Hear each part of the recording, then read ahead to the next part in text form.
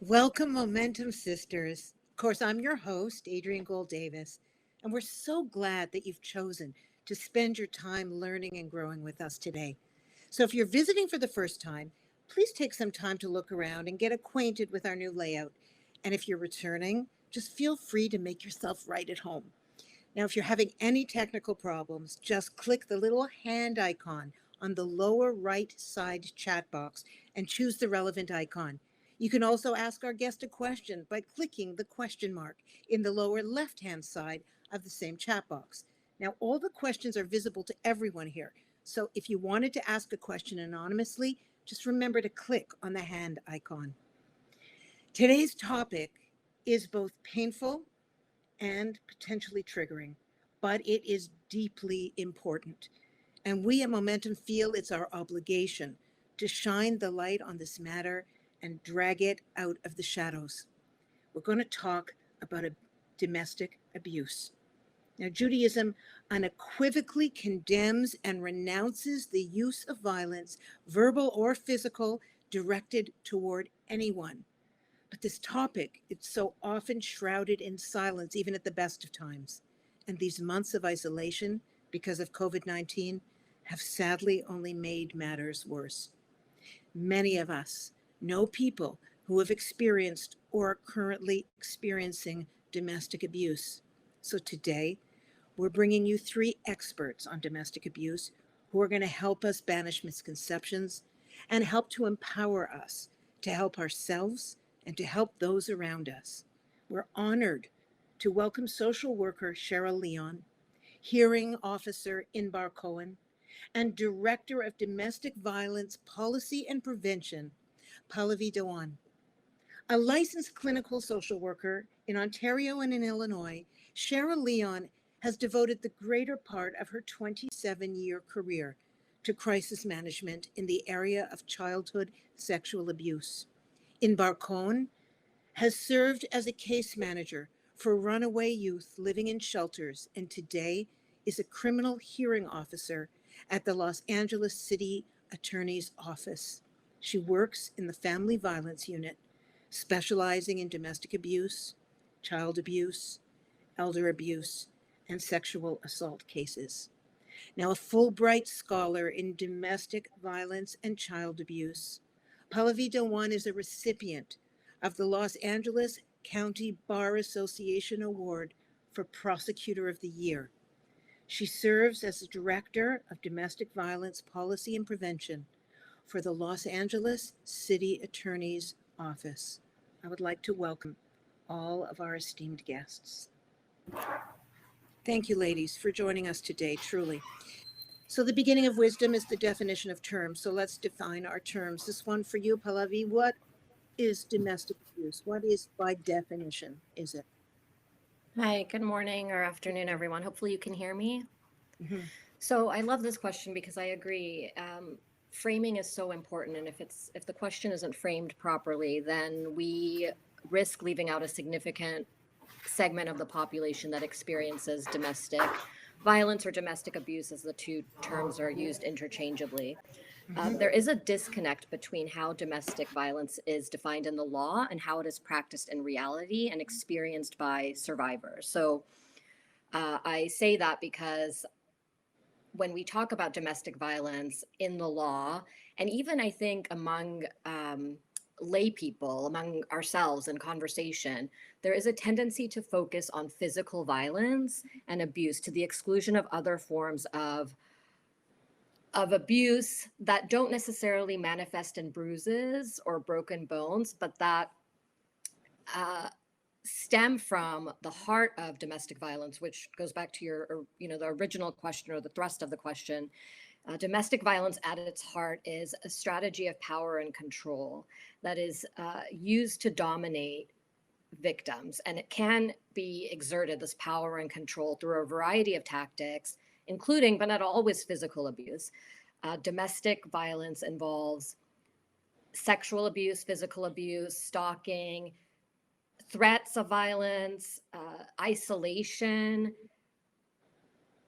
monitoring or controlling a person's movements, depriving a person of basic necessities. So these are these behaviors that aren't physical, the ones that I'm talking about, isolation and control, these amount to deprivations of liberty that prevent a victim, a person, from living a full, free, autonomous life because they are controlled, or their movements are controlled by this person who says that they love them, but who really wants to control them. And that is what domestic violence looks like for most survivors. Unfortunately, the law does not recognize a lot of these forms of abuse as criminal harms, but we know that these are the forms of abuse that quite often take or the greatest toll on a victim's well-being. Thank you. That was incredibly thorough and insightful. I appreciate that. Now, Cheryl, what about the myths around domestic abuse? What would you say that some of the more prevalent myths are? You could spend all 30 minutes on myths alone, I have to say. It is unbelievable. Let's start with the most basic ones, and we can have a later discussion in the future. To begin with, we talk a lot about it's not just physical. It's, as you know, as Pallavi has said, it's sexual, it's verbal, emotional. It runs the gambit. So it's not just physical. Secondly, the abuse is rarely about anger, but much more about power and about control. Thirdly, I would say that people would be surprised to learn that it happens in all cultures. It's not just one specific culture, which I'm sad to report that, but I wouldn't want any culture to have that. It appears in both high income families as well as low income families. It is not just a woman's issue, but very much a man's issue as well. I've had a number of calls throughout the year from men. It's just underreported, our guess is, because of embarrassment on top of everything else, in terms of for the men that they should be calling in because, you know, what have you. And sadly, it is very much a part of the Jewish community, and not just the Jewish community, but every segment of the Jewish community. So those are the myths I'd like to focus on today, because that's a lot to even get your mind around. It is indeed. It is. And just a quick question. You said that the male experience of this is underreported, but right. I'm sure that that's true. But proportionately, there is, I would suspect, a greater volume of women who are suffering from this. Absolutely correct. Okay, I just wanted to ensure this. Now, Inbar, this is for you. What are some signs that we could perhaps identify of domestic abuse, both for the abused and for the people in their worlds, what we're seeing around us? How does the person who's being abused get to a place where she can say, or he can say to himself, this is abuse? What are the signs? And for those around us, how do we raise our consciousness so that we might be of some help? That's a great question, Adrienne. There are several signs that you may be in an abusive relationship, and I'm going to just elaborate on what Pallavi was already saying. Some of the signs can be, it can be one or it can be multiple. If your partner threatens or controls you, blames you for abuse, criticizes you, tells you what to eat, what to wear, how to look, threatens to kill you, family members, friends. If your partner throws things or yells at you, name calling, makes you feel bad, controls the money, controls the finances, doesn't let you spend, makes you explain your spending, gives you an allowance, keeps you from working and earning your own money, cuts you from family, cuts you from friends, doesn't allow you to go out. And obviously the physical abuse, the hitting, the slapping, the kicking, the pushing, the spitting, choking, strangling. If you try to walk away and your partner holds you and doesn't allow you to leave, keeps you from eating or sleeping or getting medical attention when you're not well, forces you to have sexual intercourse when you're not interested and not wanting it. Those are all signs that you may be in an abusive relationship. And you may want to reach out for help if it's possible. There are signs that you may want to look to if you feel that someone you know may be in an abusive relationship. And some of those signs can be that the person constantly has excuses and explanation for injuries. There's a change in personality. They're becoming withdrawn, sad, low self-esteem, constantly having to check in with their partner or constantly trying to please their partner. Somebody who never has any money on them or any money, access to money. If they're skipping events that you know that normally they wouldn't, such as school, work, social events. And another sign that may be a warning signal is if they're wearing inappropriate clothes. And that could be, for example, wearing long sleeve in the middle of a heat wave, covering every inch of your body in the middle of a heat wave. That may be signs that something is brewing underneath. So those are just a few of the signs, but those are signs that we all need to pay attention to. I appreciate that. All right. And Cheryl, for you again, can you help me isolate some of the fears that might keep people who are victim to this where they are? Absolutely. Probably the number one fear that we see is when people say, well, nobody's going to believe me. Even if the biggest fear, no one's going to believe me if I tell them what's going on in my house. And that's a large fear to get over because that is a huge bar to access to any services. The second one is lack of resources. They don't have a place to go. They don't have any finances. They don't have any education or a job. These are all things that really hold them back. And finally, what I feel is a lack of self-confidence. It leads to a mindset that the person has no options. That they feel so stuck that even if they felt they were going to reach out, it would be of no use. So those are the major fears that we come up with on a daily basis, as my co-presenters will tell you, and it's the biggest challenge that we deal with.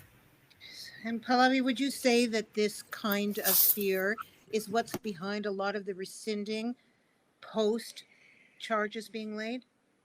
That's a really good question. We do see that so often in, I would say, over 50% of cases, the victims, by the time we get to them, have decided to rescind or minimize, if not outright deny, their original statements. And yes, I do think it stems from a lot of what Cheryl was talking about, that fear of not being believed. But some of it, in these situations we have, again, it's that there's a conflict, and I think it's an emotional conflict, but it's also sort of an intellectual or logical conflict where a person is processing what has happened. And we know that trauma isn't something that is processed easily, and it takes time. And so to process an experience where somebody who supposedly loves you has harmed you, it's really difficult for victims to reconcile those two conflicts. And Sure. So a lot of times what they believe what the perpetrator tells them, which takes the form of, and I've seen this countless times, don't go to court, don't cooperate, don't talk to the prosecutor, it'll never happen again, I love you, I'm sorry. All of those excuses tend to then guilt the victim into pulling back from the prosecution. Okay, would you call that, say, cognitive dissonance, or would you call it wishful thinking? I would call that wishful thinking. I would, yeah. And because it takes a victim, 7 times, I think it is, of abuse, 7 occasions of abuse before actually making the decision to speak up and call for help from law enforcement. So we usually don't see the victim the first time around.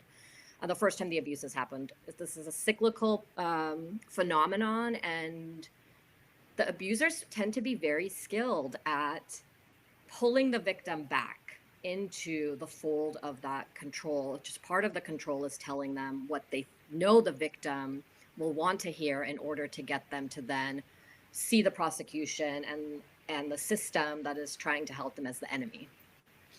Okay, so let's take a pause to this line for a minute and just go directly into the possibility for resources, because I'm sure that every situation and every woman has her own series of reasons for her wishful thinking, for her shame, for her guilt, and for her hopes and dreams. So there is never any fault here with the Right. victim, ever. Having said that, Imbar, can you talk a little bit about some of the resources that are available that a victim can go to, or that a friend of a victim can potentially give her information about? Right. So here in Los Angeles, we have several agencies that provide counseling for victims of domestic violence. They're all court approved by the state, and we provide our victims with a list. In addition, during this COVID time, our office have started what they called the behind closed door campaign. And that was launched in April, and it was in partnership with the California Grocery Association and LAUSD. Flyers were placed in grocery stores and in the grab and go sites through LAUSD, notifying victims of phone numbers, notifying victims of shelters, notifying victims of information that they may be able to use during this time when their abuser may be home with them 24/7. And what about, Cheryl, in Chicago? Is there a similar process in place? Can we assume that almost every city would have these things in place? Right. So there is, but what I'd like to speak to, just take a step back for a minute if I could. Sure. Because we have, it's an international organization, Momentum, we have people that are signing in today from all over the world. Please know and recognize that these services are available internationally. There's international links. There are national links that we have, like the domestic violence hotline. It's an 800 number. It's nationwide, and then regionally with each state and each city. For instance, I mean, I very much encourage, because Momentum is a Jewish organization, to start with those, to those Jewish agencies that are in place. Here in Chicago, for instance, Jewish Family Community Service, that you find that in most major cities and some not so major cities around the States and Canada and around the world, that form of Jewish family services. You can always call them. Here in Chicago, they take it one step further. I'm extremely proud that we have an organization called Shelva, and that deals specifically with domestic violence here in and around Chicago. And I've done on call for them for many years and helped out in tandem with the work that I was doing, and very powerful organization. I just strongly encourage women. The first issue is just to recognize that there are these organizations out there, and to please, if you feel you're unsafe at all, these organizations are there and they're ready to help. That's tremendous. Pallavi, I understand there's an increase because of COVID. What are you seeing? So originally, when the shelter in place first went into effect, we saw a drop in calls to law enforcement. And we were concerned, which is why we launched this campaign, because we realized that victims might not know that their resources were still available. And so we launched that campaign in April, as Inbar said, and then slowly within the next month, I'd say May and June, the numbers started to go up again. And so they seem to have stabilized now. I'm talking about the numbers of calls to law enforcement. Okay. The numbers, yeah. So we now see, we know that the calls are going up, or the incidents are going up, because we see a large number of cases that have been filed. Now that the courts are reopened, we're seeing an increase in the number of cases that have been presented for filing and prosecution. I see. So, the Jewish tradition, you should know, prohibits even raising a hand to strike another person, and places extreme emphasis on the need to control anger. In fact, in the Jewish law, in the Talmud, it says pretty clearly that we're not to create an atmosphere of excessive fear in our homes, and that we address our families in a quiet and gentle way. And I suspect that most traditions have similar, dynamics. What is it that makes individual ethnic communities sometimes so reticent to move forward and to bring the law in? When it's very, very clear that within their own faith traditions, certainly within Judaism, that it's prohibited.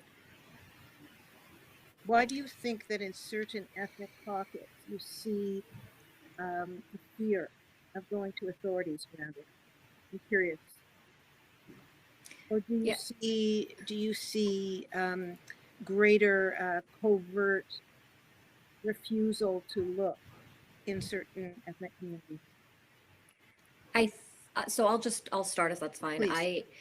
So I mean, I can speak for the South Asian community, right? But I don't think this is unique to any community, and I think this has come up already, that this is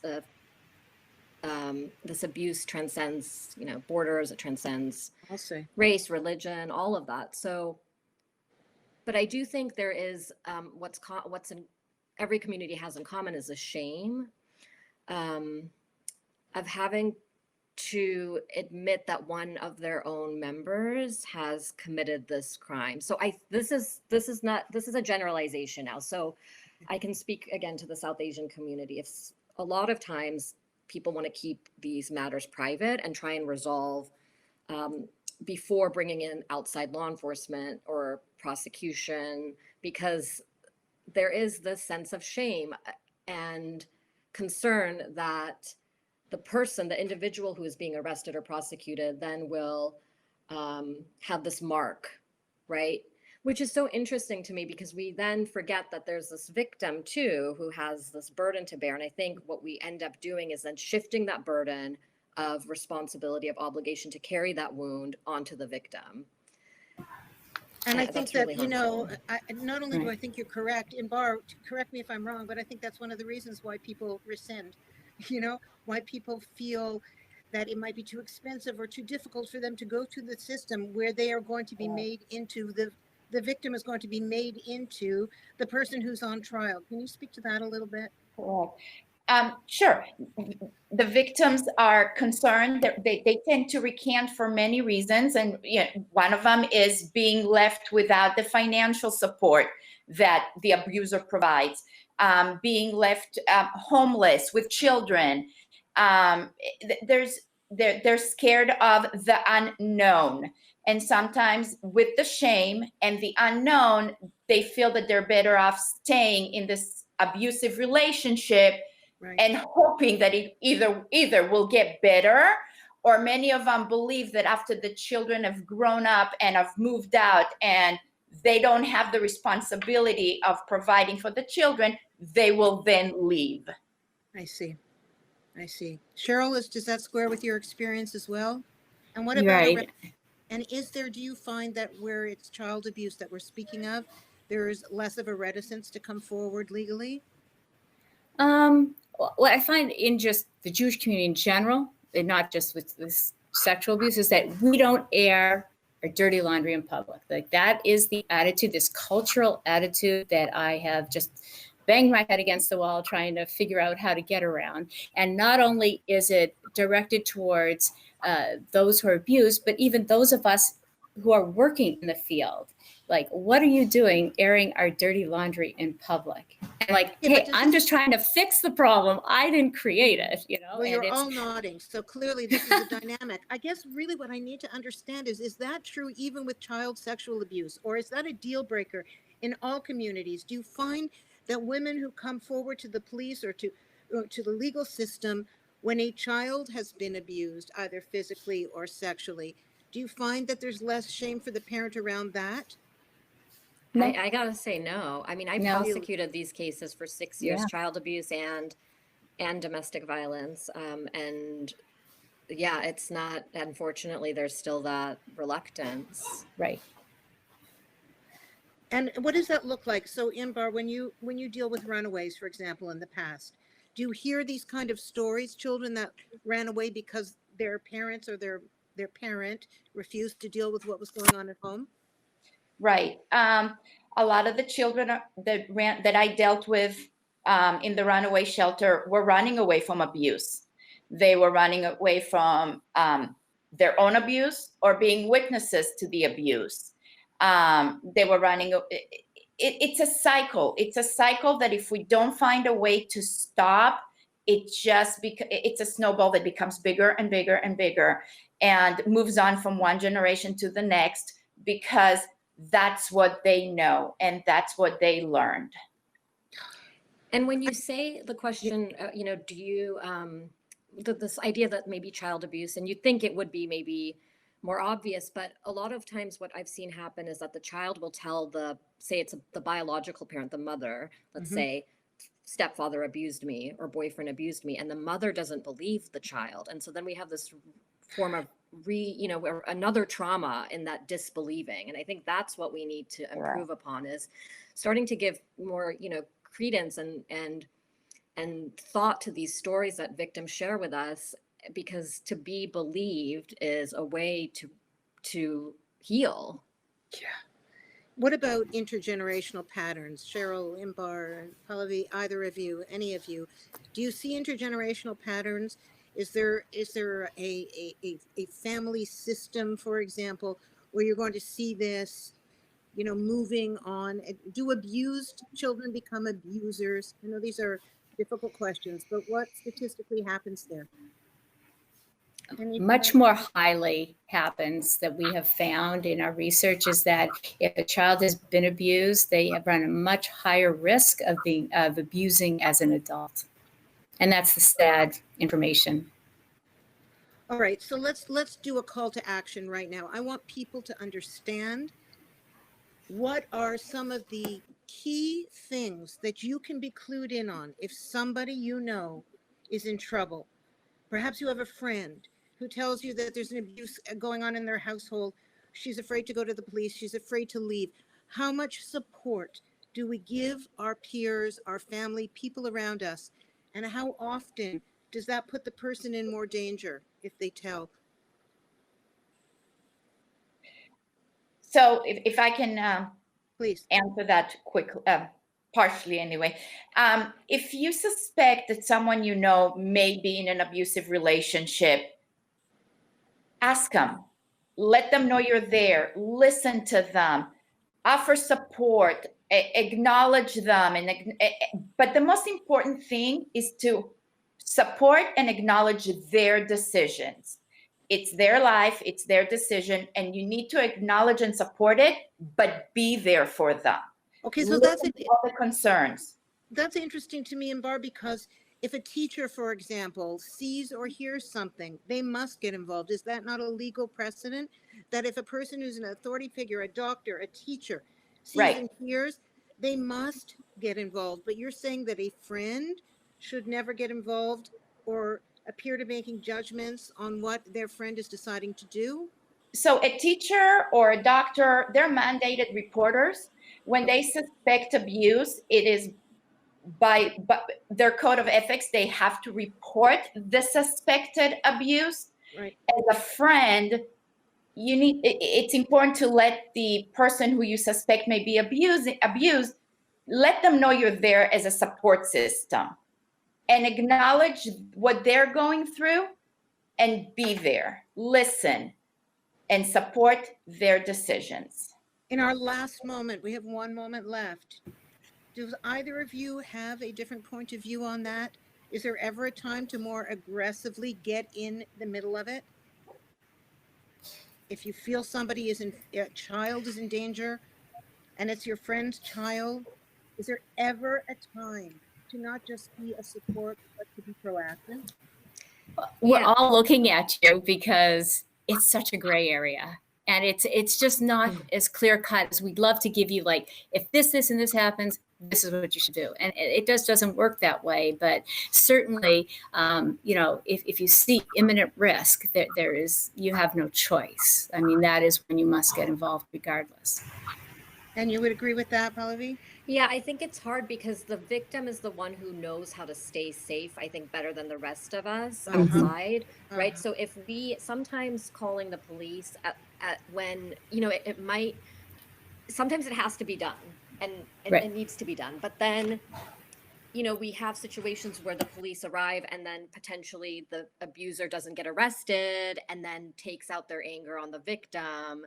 And so this is why I say the victim is the best authority on their safety. They've been surviving this for however long they've been in this relationship. And so I think there has to be a balance between deferring to what the victim knows is best for her survival and then intervening when it looks like there's no other choice. Okay, I hear. I wish we could talk about this for a full hour. I have Yeah. a million other questions, and frankly, I worry if I know a child's being abused, I worry about, sometimes I want to grab them and run, and I know you can't do that legally. I would advise that everybody here has given us some powerful information, and that anyone listening who's seeing it in others or has experienced themselves, we bless you that you should find the strength and the clarity to move forward in a way that's healthy and productive for you and brings you forward to a place of healing in any way. I just want to thank you so much, Cheryl and Inbar and Pallavi, for sharing your time, your expertise, and your thoughts with us today. And I want to remind all of us what our tradition prohibits. We are not to create an atmosphere of excessive fear in the home, that we address our families in a quiet and gentle way,